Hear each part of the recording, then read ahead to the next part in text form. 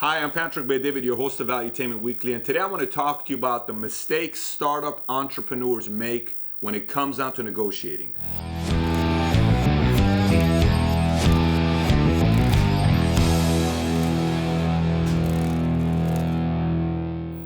So many times when you're a startup entrepreneur or you're a salesperson, whatever it is, you're 1099, you started your own business, you learn the skill of sales and you're taught by somebody who's teaching you sales. A lot of times as an amateur, you're told, go for the best deal. You hear lines like, go for the throat and close them and get as much commission as you can and do this and do that. And as a rookie entrepreneur, you start negotiating extremely aggressively, right? And what ends up happening is you feel good about yourself. You go home feeling like you got a victory.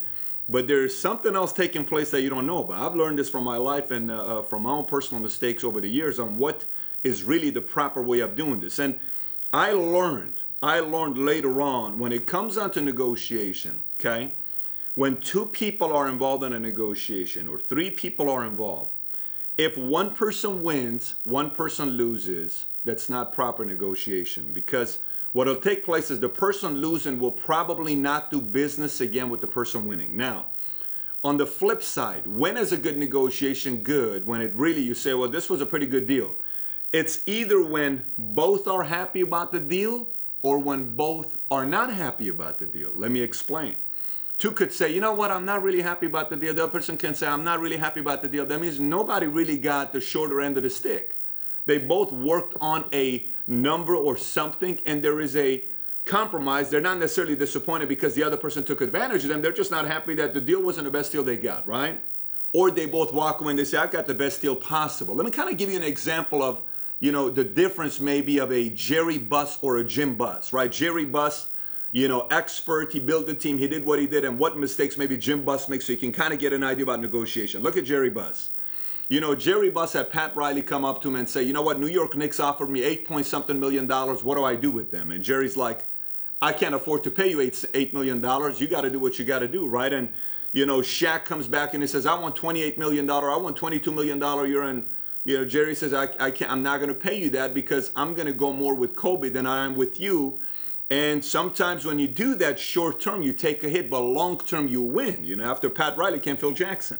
Right after Shaq came Gasol and a couple other role players, and they still won a couple championships. Kobe ended up with 5, and Shaq's got 4 rings, and that's something that's talked about. But look at it today, right? I mean, did Kobe really, the contract that he just signed with $48 million, when they asked him and they said, would you be willing to take less money to get talent coming in? And his answer was, no, I'm going to go get all the money that I can, is what his answer was. Even as a veteran, he said that. Now, some may say, well, you know what, that's what he needs to do.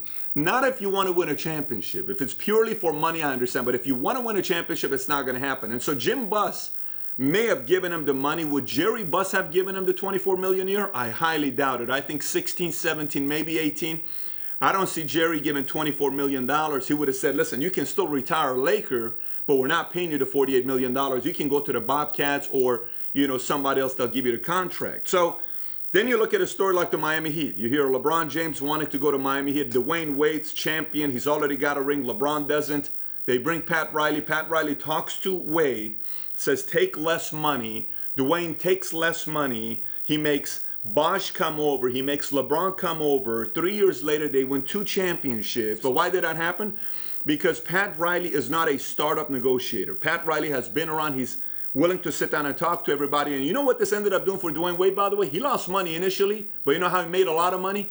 Endorsements, commercials, name, TV. He's all over TV because everybody's interviewing the champions. And they're saying, Dwayne Wade, how does it feel being a 3-time NBA champion, right? And as a startup entrepreneur, if there's one thing you're going to need to learn, is you're going to need to learn how to negotiate, how to communicate, how to sell, and not the way that it's only good for you. A way where everybody wins, that they keep coming back to want to do business with you. That's my message of the week to you, and please be sure to subscribe and share this video.